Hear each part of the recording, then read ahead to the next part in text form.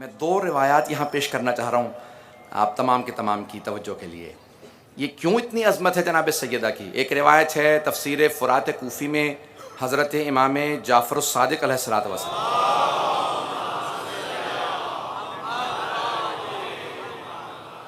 میرا کوئی بھائی یہ تعجب نہ کرے کہ بھئی یہ ایک سورہ کے اتنے معانی کیسے ہو سکتے ہیں. کوئی یہ تعجب نہ کرے، میرے شیعہ سنی بھائی کوئی بھی یہ تعجب نہ کرے. امام محمد باقر علیہ السلام فرماتے ہیں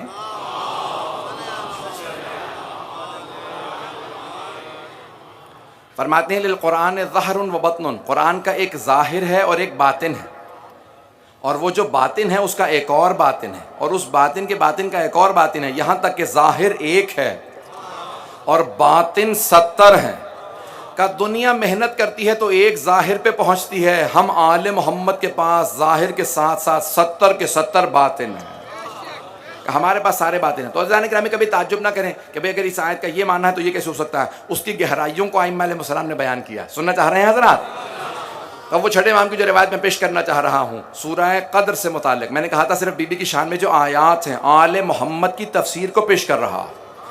دنیا مفسر بنی ہے آل محمد کی تفسیر کو پڑھ کے.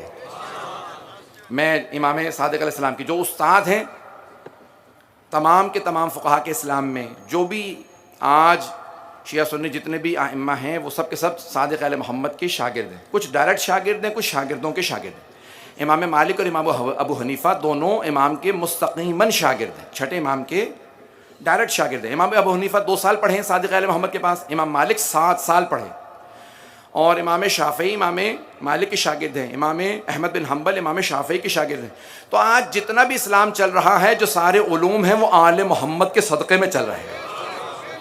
تب تفسیر فرات کوفی سے جو روایت پیش کر رہا ہوں آپ تمام حضرات کی عقیدت و محبتوں کی نظر جہاں تک طاقت ہے میں پیش کر رہا ہوں، اور جہاں تک آواز جا رہی ہے سب حضرات تو غور سے سنیں گے. تو اب امام فرماتے ہیں انا انزلناہ فی لیلۃ القدر. بسم اللہ الرحمن، سورہ قدر، بسم اللہ الرحمن الرحیم. انا انزلناہ فی لیلۃ القدر وما ادراک ما لیلۃ القدر لیلۃ القدر خیر من الف شہر.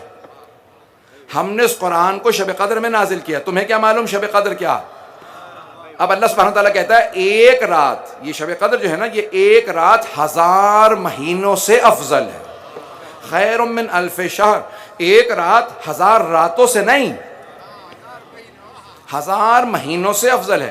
جو 80-83 سال سے زیادہ بنتے ہیں 1000 مہینے. عزیزان گرامی اب چھٹے امام سے پوچھا کہ مولا یہ لیلۃ القدر کی اتنی فضیلت ہے، کیوں اتنی فضیلت ہے؟ یہ لیلۃ القدر کیا ہے؟ تو امام نے تفسیر فرات کوفی میں فرمایا کہ اللیلہ فاطمہ، یہ جو شب قدر ہے یہ میری دادی فاطمۃ الزہرا ہے. من عرفہا حق معرفتہا فقد ادرک لیلۃ القدر. جس نے بھی میری دادی زہرا کی جیسے معرفت حاصل کرنے کا حق ہے معرفت حاصل کر لی تو اس نے لیلۃ القدر کو درک کر لیا، اس نے لیلۃ القدر کو سمجھ لیا. مجمع کی توجہ ہو، سارے مجمع کی توجہ ہو. مولا یہ آپ نے فرمایا جس نے بھی جناب سیدہ کی معرفت حاصل کی اس نے لیلۃ القدر کو سمجھ لیا. کیوں جناب سیدہ کی اتنی کیوں معرفت ضروری ہے، کیوں ان کا اتنا مقام ہے؟ بھئی لیلۃ القدر کی فضیلت یہ ہے کہ اس میں قرآن نازل ہوا.